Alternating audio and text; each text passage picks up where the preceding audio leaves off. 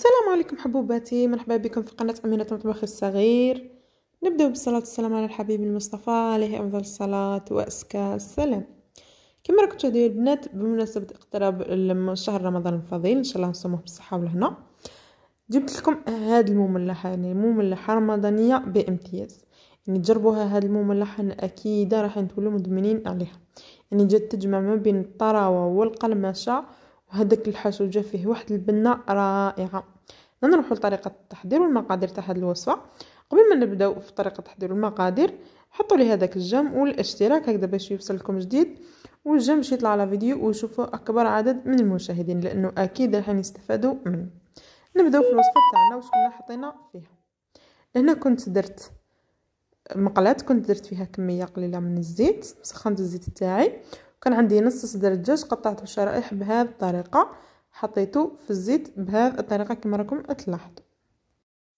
هاي لي كنقليو هذاك نص صدر الدجاج تاعنا عفوا بهذه الطريقه كما راكم تلاحظوا، على النار تكون متوسطه، يعني ما تكونش قويه بزاف ما تكونش قليله بزاف، تكون متوسط.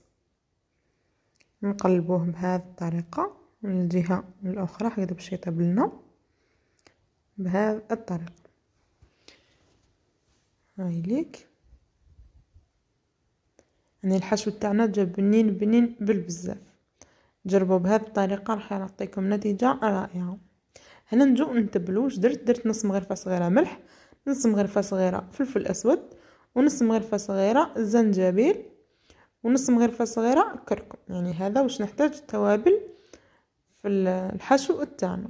هنا انا تبلت الدجاج هكذا باش يجي صدر الدجاج عفوا هذاك باش يعني يتشرب لي هذيك البنه تاع التوابل ويجي بنين.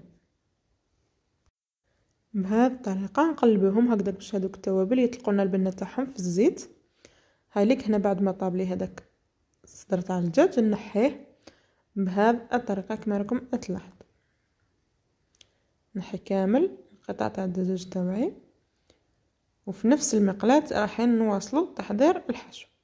هنا كان عندي حبه معتبره، يعني حبه شويه كبيره بصل كنت رابيتها. نتوما الا كان عندكم البصل تاعكم متوسط ولا صغير ديروا زوج حبيبات. انا كنت عندي الحبيبه تاعي كبيره كنت رابيتها بهذا الشكل في سكرفاجه عادي. هاي ليك نخليو البصل تاعنا يدبل بهذه الطريقه. بعد ما يدبل البصل تاعنا واش راح نديرو؟ هنا كان عندي 3 حبيبات زروديه كنت رابيتهم بهذا الشكل. هاي ليك يعني الزروديه راح تزيد لنا واحد الحلاوه للحشو تاعنا. واش نقول لكم راح تجي بزاف بنينه في هذا الحشو تاعنا زروديه. يعني كما نعرفوا الزروديه حلوه، راح تزيد له حلاوه للحشو تاعنا راح يجينا بزاف بنين. نخليوه يدبل ونعاودو نوليو لعند. انا هاي ليك بعد ما دبل لي شويه هذاك الزروديه مع البصل، هنا عندي زوج حبيبات تاع حار فلفل حار كنت قطعتهم بهذا الشكل. يعني اللي ما تحبش، انا حبيت الحشو تاعي ولا المملحه تاعي يكونوا شويه محرحرين، يعني اللي ما تحبش الحار تقدر تعوضهم بالفلفل الحلو عادي. كنت زدت عليهم زوج سنينات ثوم، يعني زوج سنينات فقط ما نكثروش الثوم، لكن عندي زوج سنينات صغار. الا كان عندك الثوم تاعك كبير ديري غير سنينه واحده فقط. هاي ليك ونقلبو ونغطي ونخلي تكمل الحشو تاعنا يدبل. هنا هاوليك بعد ما هنا دبل لي كامل الحشو تاعي، هنا تقريبا راه وجد. هنا واش راح نزيد له؟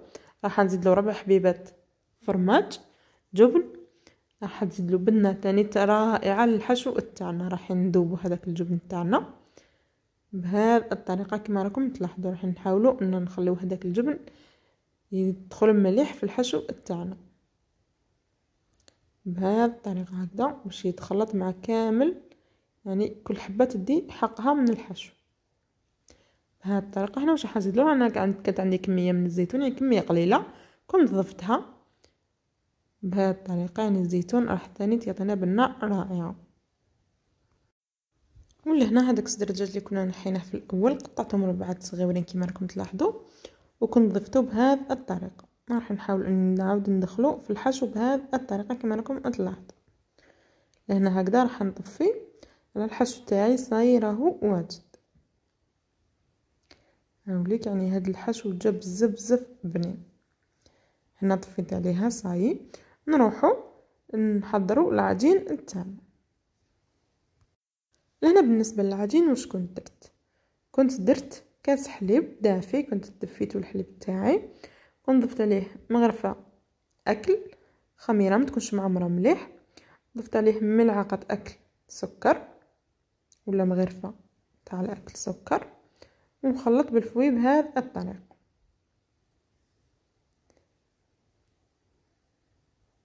هاي ليك بهذه الطريقه كما راكم تلاحظوا.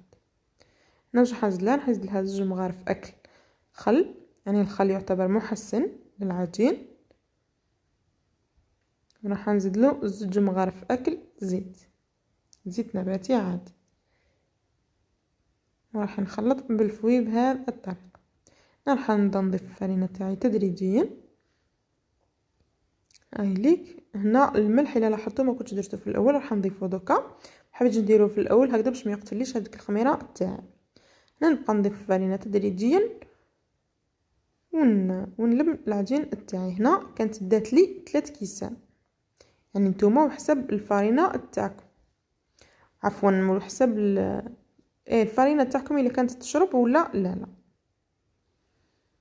هاي كانت دات لي 3 كيسان، وكنت زدت لها هكذا رشه فوق طاوله العمل،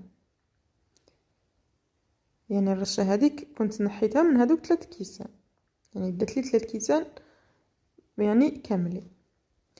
هنا واش راح ندير، راح نغط هنا بعد ما دلكت هذيك العجين تاعي مده 2 دقائق، كنت عاودت رجعته للريسيبيون ونغطيه ونخليه يتخمر هذاك العجين تاعي، نعاودو نوليو لعندو. هنا هايليك بعد ما خمر لي العجين تاعي وضاعف الحجم تاعو كما راكم تلاحظوا، راح نعاود نفرغه فوق طاولة العمل. شوفوا يعني العجين تاعنا عاود اطرى. هايليك هنا هايليك نجو نقسموه الى كريات.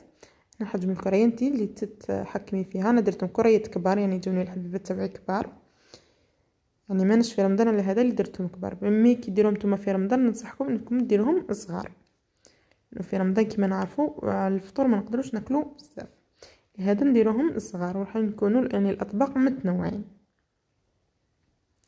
انا كنت درتهم شويه كبار اليوم. هاي ليك نشكلهم كورات بهذه الطريقه ونرش طاوله العمل بالفرينه عفوا ونحطهم بجنب. راح نكمل نفس العمليه مع كامل قطع تاوي. هنا واش درت، هنا غطيتهم يعني بعد ما كملتهم غطيتهم، وجيت الاول كريه كنت شكلتها راح نجيب نرش طاوله العمل بالفرينه، وراح نجيب حلال ونبدا نفتح في العجينه تاعي عفوا على الشكل دائري. نحاول اني نحافظ على الشكل الدائري بهذه الطريقه كما راكم تلاحظوا. هاي ليك يعني نحاول اني نحافظ على الشكل الدائري. هنا هاي ليك جبت الحشو تاعي، كنت زدت له انا لهنا رشه من المعدنوس، يعني اللي حبت تستغنى عليه تقدر تستغنى عليه، مي ضاف لي نسمه رائعه للحشو تاعي. هنا راح نجي نحط الحشو تاعي في الوسط، راح نحاول اني نشكل مثلث بالحشو بهذه الطريقه، اني نشكلو مثلث كما اللي نديرو في العرايش. وراح نجيب جبن مبشور راح نرشو بهذه الطريقه من الفوق، وراح نجيب حليب وراح ندير على الاطراف هكذا باش يلصق لي، يعني راح الحليب تاعنا راح يكون كغراء بهذه الطريقه، ونجو هكذا بهذه الطريقه نغلقوا. لاحظوا هكذا باش نشكلوا مثلث تاعنا، يعني حبيت نعطي لهم انا اليوم الشكل مثلث. هاي ليك لاحظوا شوفوا يعني كيما قلت لكم انا درت الحبيبات تاعي شويه كبار. هاي ليك لاحظوا نجي نشكل معكم حبه ثانيه. حنرش طاوله العمل بالفرينه وراح نحاول اني نحافظ على الشكل الدائري بهذه الطريقه كما راكم تلاحظوا. هاي ليك نفتح العجين تاعي، تكون يعني العجينه تكون شويه رقيقه، نفتحها يعني ما نخليوهاش خشينه بهذه الطريقه كما راكم تلاحظوا. هاي ليك راح نجيب الحشو تاعي بنفس الشيء، راح نحاول اني نشكل مثلث بهذه الطريقه، يعني كما قلت لكم كيما نشكلوا العرايش. هاي ليك ونجيب الجبن المبشور، يعني تقدري تستغني عليه لانك درتي جبن في الحشو بالحليب، وندير هكذا في الاطراف كما قلت لكم الحليب راه شغل غيره، وراح نجي نغلق بهذه الطريقه على شكل مثلث. هاي ليك لاحظوا بهذه الطريقه. هاي ليك ولهنا واش راح ندير، انا هنا راح نكمل ندير معكم هذو الزوج حبيبات ونكمل الباقي.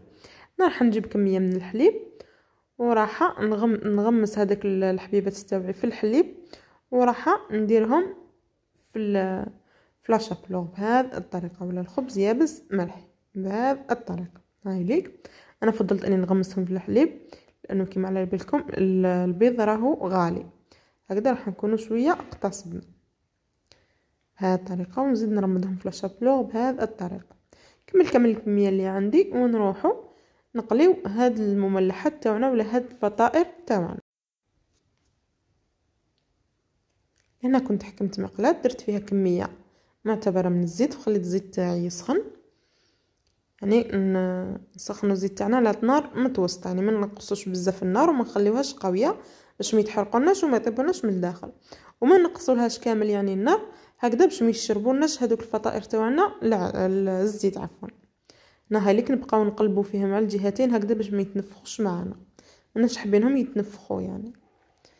هايليك لاحظوا راح نقلبوهم حتى يحمروا ويدوا هذا اللون الجميل. لاحظوا شوف هذاك اللون اللي تحصلنا عليه، يعني لون بزاف شباب. لاحظوا هاي ليك انا نكمل نقلي كامل الكميه ونولو نشوفهم في طبق التقديم. هنا هاي ليك انا بعد ما قليت كامل الكميه اللي عندي، لاحظوا هذيك النتيجه اللي تحصلنا عليها، يعني الجو رائعين هاد الفطائر. جربوهم في رمضان، يعني بديل للبوراك في رمضان، يعني كتغيير نحبوا، يعني احنا السيدات الجزائريات عفوا نحبوا نغيروا هكذا في رمضان ونوع في طبلة تاعنا. لاحظوا شوفوا كيفاش جانا من الداخل، جا رائع هاد الفطائر تاعنا ولا المملحات تاعنا. انا مبقى لي غير نقول لكم مع السلامه والى اللقاء الى وصفات قادمه ان شاء الله.